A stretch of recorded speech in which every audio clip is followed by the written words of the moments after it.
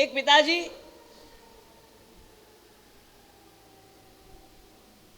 और वह पिताजी के दो बेटे, लेकिन एक बेटा इतना अच्छा, एकदम सही ट्रैक पे, एकदम सही लाइन पे, और दूसरा बेटा एकदम गलत ट्रैक पे, गलत लाइन पे। समझना बात को जरा गौर से। बड़ा बेटा, उसका जीवन यदि आप देखो तो आपको लगेगा कोई सज्जन का जीवन है, और छोटा बेटा, उसके जीवन को आप देखो तो आपको यह प्रतीत हो कि नहीं, ये कोई दुर्जन का निश्चित जीवन है। नगर के बड़े श्रेष्ठी थे, और यह बात कोई पत्रकार के कानों तक पहुंची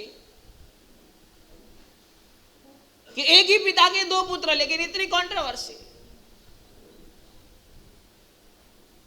पत्रकार पहुंचा घर पे और दोनों बेटे को बुलाया इंटरव्यू के लिए। दोनों बेटे हाजिर हुए। पत्रकार ने बड़े वाले से सवाल किया कि तेरा जीवन ऐसा क्यों है? इतनी सज्जनता, इतने सद्गुण तेरे जीवन में है, इतने सही मायने से, इतने सही मार्ग पर तेरा जीवन चलता है, इतने अच्छे ढंग से तेरे जीवन को तू चलाता है, इसके पीछे कोई राज है क्या? इसका श्रेय किसको तू देना चाहता है? उसने कहा कि मैंने मेरे पिताजी को देखा और मेरे पिताजी की वजह से मेरा जीवन ऐसा है। पत्रकार ने कहा ठीक है। छोटा बेटा, दूसरा बेटा, उसको पूछा कि शायद संसार में जितने गिने जा सकते उतने सारे के सारे दुर्गुण तेरे भीतर है, एक भी अवगुण तेरे भीतर न हो ऐसा प्रतीत नहीं होता। और मात्र मैं कहता हूं ऐसा नहीं, पूरा गांव कहता है, पूरा नगर कहता है कि जितने भी अवगुण, जितने भी दुर्गुण है, सारे के सारे तेरे भीतर रहे हुए। मैं तुझे पूछना चाहता हूं कि बदौलत किसकी है, किसकी वजह से, क्यों तू ऐसा बना, रीजन क्या है? तब छोटे बेटे ने कहा कि मेरे पिताजी की वजह से। पत्रकार को ताज्जुब हुआ। बड़ा इतना अच्छा, उसको पूछा किसकी वजह से, तो क्या जवाब दिया? पिताजी की वजह से। छोटा इतना बुरा, उसको पूछा किसकी वजह से, तो उसने भी क्या जवाब दिया? पिताजी की वजह से। उसने पूछा कि मुझे समझ में नहीं आया कुछ, ये इतना अच्छा है लेकिन ये भी बोल रहा है कि पिताजी की वजह से, तो इतना बुरा है लेकिन फिर भी तू बोल रहा है कि पिताजी की वजह से, मुझे कोई बात समझ में नहीं आई। तब जाके छोटे ने कहा कि मैंने मेरे पिताजी के कामों को देखा। वो दारू पीते थे, मैंने दारू पीना शुरू किया। वो जुआ खेलते थे, मैंने जुआ खेलना शुरू किया। वो गुटखा खाते थे, मैंने गुटखा खाना शुरू कर दिया। मेरे पिताजी को देखा, मेरे पिताजी जैसे थे वैसा मैं बन गया, इसलिए आज मेरा जो कुछ भी जीवन है वो मेरे पिताजी की बदौलत है। बड़े को पूछा कि तू ऐसा क्यों बना, तू कहता है तेरे पिताजी की वजह से। और तब बड़े ने कहा कि मेरे छोटे भाई ने मेरे पिताजी के कार्यों को देखा और मैंने वह कार्यों के आउटपुट को देखा कि पिताजी दारू पीते थे, घर आकर मेरी माँ को पीटते थे। मैंने देखा कि संसार कितना खराब हो गया। पिताजी जुआ खेलते थे, लेकिन मैंने देखा कि जुआ खेलते खेलते सारा का सारा व्यापार नष्ट कर दिया, सारी की सारी संपत्ति खत्म कर दी, सारी की सारी जितनी चीजें थे सब रास्ते पे आ गए। मैंने उसके आउटपुट को देखा। पिताजी गुटखा खाते थे, लेकिन मैंने देखा कि गुटखा खाते खाते उनके जीवन में कैंसर आया और कैंसर की वजह से उनकी मृत्यु हो गई। छोटा भी पिताजी को देखता है, बड़ा भी पिताजी को देखता है, लेकिन एक पिताजी के कामों को देखता है, एक पिताजी के आउटपुट को देखता है। दोनों का जीवन अलग बन जाता है। समझना, आज साधु पद की आराधना का दिन है। साधु पद के कामों को आप देखोगे तो आपको लगेगा कि नहीं, ये कष्ट भरा जीवन है, ये मेरे से नहीं हो पाएगा। यहाँ लोच भी करना पड़ता है, यहाँ विहार भी करना पड़ता है, यहाँ पद यात्रा करनी पड़ती है, हर साल हजारों किलोमीटर चलना पड़ता है। कभी गोचरी मिल जाए तो ठीक है, कभी नहीं मिल जाए तो भी ठीक है। कभी रहने के लिए राजमहल जैसा उपास्य मिल जाता है, कभी कोई झोपड़ी में सोना पड़ता है। कोई कंसिस्टेंसी नहीं है व्यवस्थाओं की।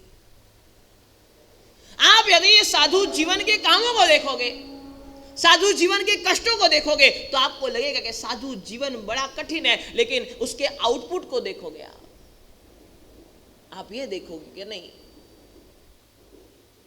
साधु के पास भोजन कैसा ही हो लेकिन तृप्ति बहुत अच्छी है उनके पास। साधु की व्यवस्थाएं कैसे भी हो लेकिन भीतर में शांति बहुत अच्छी है उनके पास। साधु के जीवन में दिक्कतें कितनी ही हो, कष्ट चाहे कितने सहन करने पड़ते हो, लोच का कष्ट सहन करना पड़ता हो, विहार का कष्ट सहन करना पड़ता हो, सबको ही कष्ट सहन करने पड़ते हो, लेकिन इतने कष्ट सहन करने के बाद में भी इनके जीवन में जो प्रसन्नता है वो बड़ी अद्भुत है। तो आपको लगेगा कि नहीं, साधु बनना चाहिए। आउटपुट को देखोगे तो आपको लगेगा कि साधु जैसा कोई अद्भुत जीवन नहीं है, और कष्टों को देखोगे तो आपको लगेगा कि साधु जैसा दुष्कर कोई जीवन नहीं है। एक एक पद से एक एक चीज हमें प्राप्त करना है।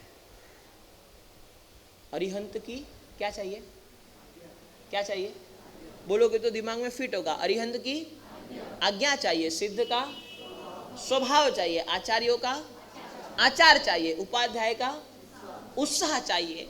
और जब पूछा गया कि साधु पद 5वां पद है, साधु भगवंत से हमें जीवन में क्या सीखना है, क्या प्राप्त करना है, आज जब साधु पद की आराधना है तो हमें सोचे समझे कि जीवन में हमारे पास क्या होना चाहिए। और तब यह कहा गया कि साधु की साधना चाहिए।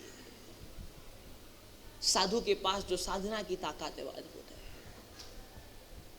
साधु जीवन की सबसे बड़ी यदि ताकत कोई है तो वह साधना की ताकत है। साधु क्या, जो साधना करे वह साधु।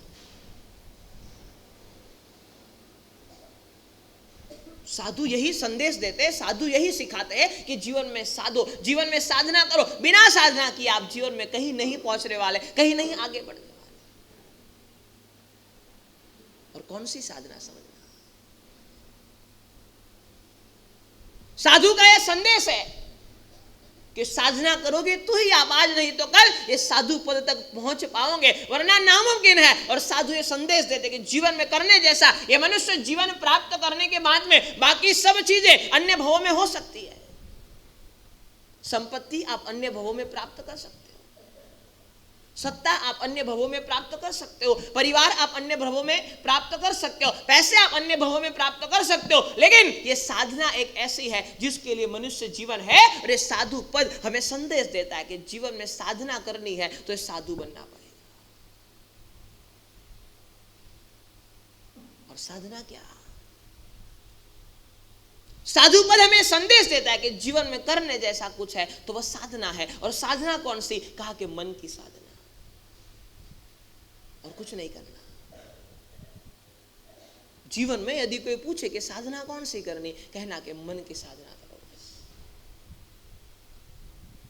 इसलिए हमारे यहां लिखा गया कि मन के जीते जीत है, मन के हारे हार। मन एवं मनुष्याणाम कारणम बंध मोक्ष है। आपको मोक्ष तक पहुंचा दे ताकत भी मन में है, और आपको नरक में फेंक दे ताकत भी मन में है। इसलिए साधु पद हमें सिखाता है कि जीवन में करने जैसी साधना है। और धर्म के क्षेत्र में, अध्यात्म के क्षेत्र में आपको यदि प्रवेश करना है तो एक ही साधना करनी है, मन की साधना। मन को जीत लिया आपने, सब कुछ जीत लिया।